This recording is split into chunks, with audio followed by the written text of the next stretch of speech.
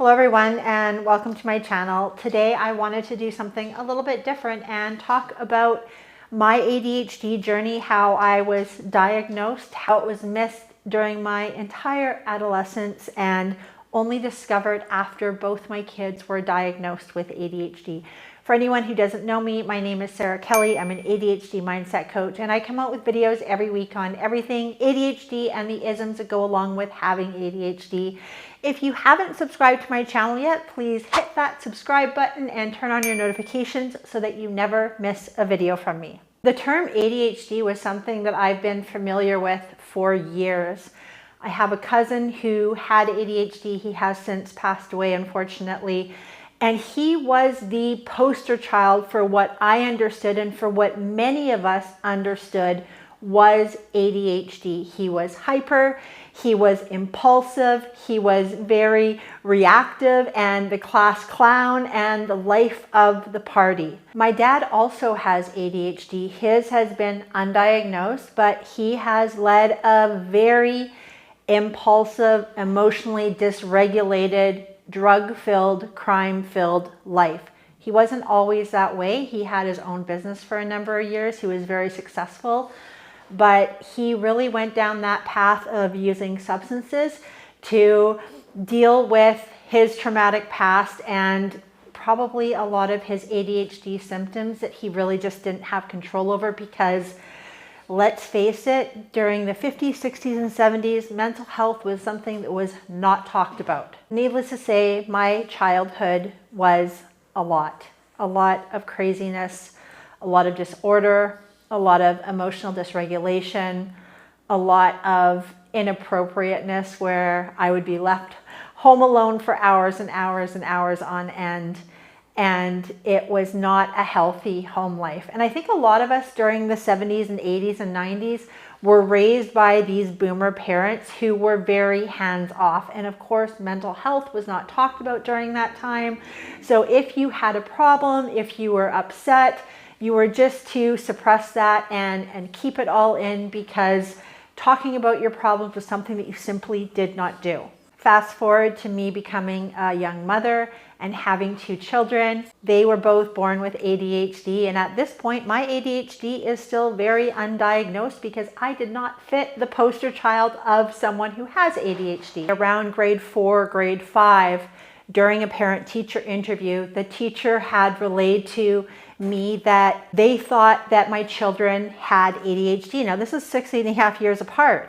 My intuition or my mind and my knowledge of ADHD was saying there is no way in hell my children have ADHD, yet they struggled with relationships.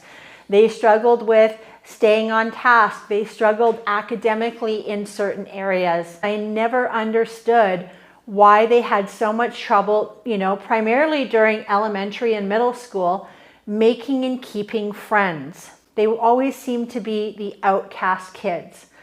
Just an interesting stat that I've shared many, many times on this channel. The average child by age 10 has received 20,000 pieces of negative feedback who has ADHD, undiagnosed or not, next to their neurotypical counterpart.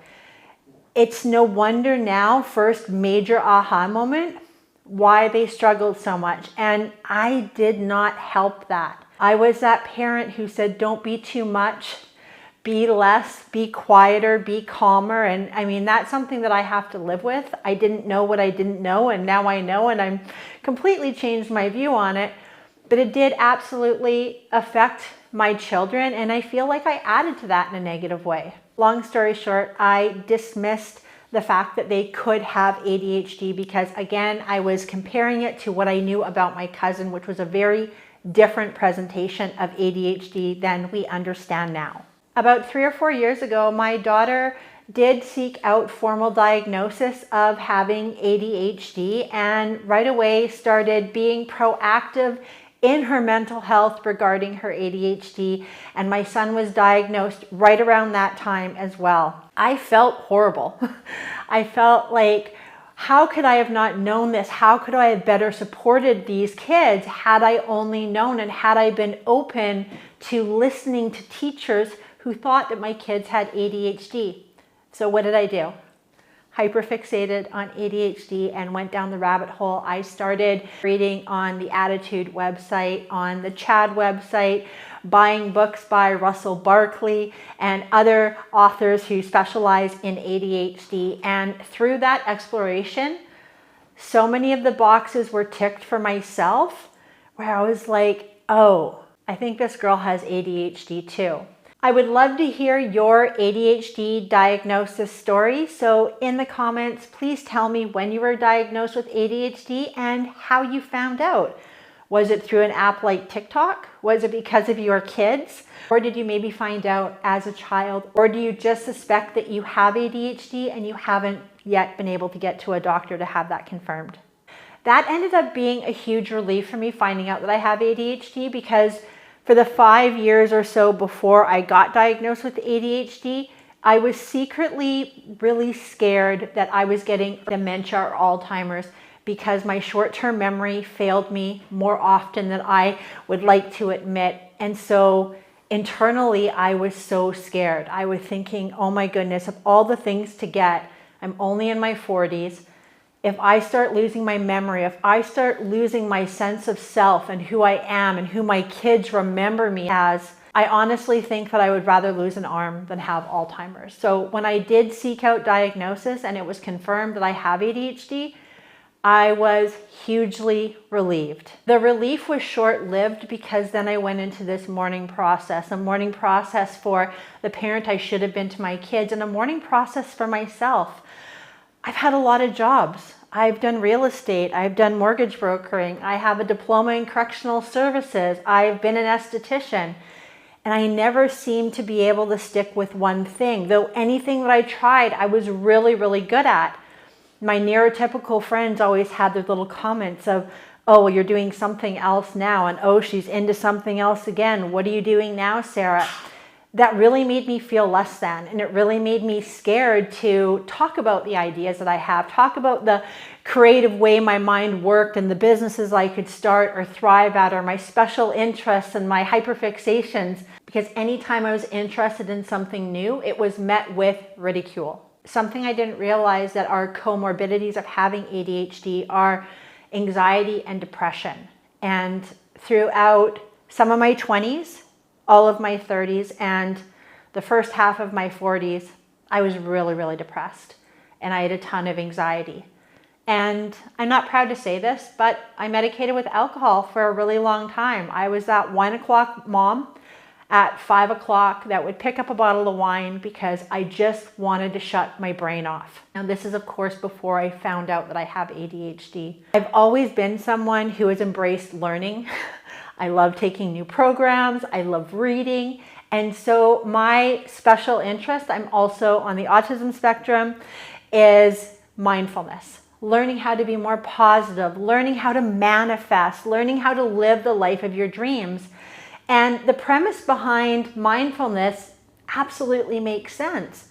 But for me, as an ADHD or undiagnosed, when I'm reading all of these books and they have all of this ableist language in it, like, well, just be happy, and I'm on the floor, depressed, hopeless, thinking about how unhappy I am and how unfulfilled I am and how hard everything is, getting from despair to happiness felt like climbing Mount Everest. We do know that with ADHD, it's well documented that with our condition, part of our executive dysfunction is that we don't know how to break something down into smaller pieces. So a neurotypical person will see Mount Everest and they'll say, okay, I've got to start at the base of the mountain and then plan my way up. A person potentially with ADHD just sees the top of the mountain and says, okay, I can't do that. Sheer overwhelm. So I'm reading all these books on mindfulness. I am taking all of these programs, the Bob Proctor program, business coaching while I was in sales, reading countless books. It just felt like a mountain that I couldn't climb. So when I found out that I had ADHD and I started putting the pieces of my life together, I started understanding that anxiety and depression are comorbidities of ADHD. I started understanding what emotional dysregulation was and really taking a deep dive in how it's manifested in my life. understanding rejection sensitivity dysphoria and taking in account of all of the times that I did the majority overreact to a situation because I feel feelings so big. I knew that I needed to come up with something to get me out of my own way. I knew that I needed to create a program for myself, made by myself, an ADHDer, to help me go from the base of the mountain to the top of the mountain in an ADHD friendly way. And this is where my program, ADHD Mindset Mastery, was born. The process that I took to build the program is actually very, very interesting. I started out by interviewing 60 women who have ADHD and who were diagnosed later in life. And then I had also taken a life and a health coach program. I have an ICF designation as a life coach and a health coach. Between my experience as an ADHDer and the 60 women who I interviewed, I created ADHD Mindset Mastery, and I have those women to thank. They really did build my program. I built it on life coaching principles, but I made it ADHD friendly. You know, now I talk about ADHD a ton, and I've had neurotypical people say to me, well, is ADHD your entire personality? And I really had to ponder that. And yes, it is.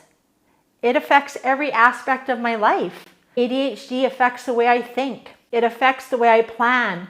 It affects the way I feel. And it even affects the way I communicate with my anecdotal communication, where I want to, you know, when someone is saying something to me, a story, something that's happened in their life, I want to relate back to them by sharing my own story of how I can, you know, feel that connection with them. One of the most amazing things for me now that I know that I have ADHD is that I don't feel so alone. I've learned to build community with other women who are going through the exact same things that I have gone through being late diagnosed with ADHD. I happen to have a Facebook group, and the link to join that group is in the description of this video. If you're looking for community, join my community. There is no sales tactics in the community. It is just a safe place to be your ADHD self and for us to have open conversations about journeying through life as an ADHDer. ADHD has affected every facet of my life.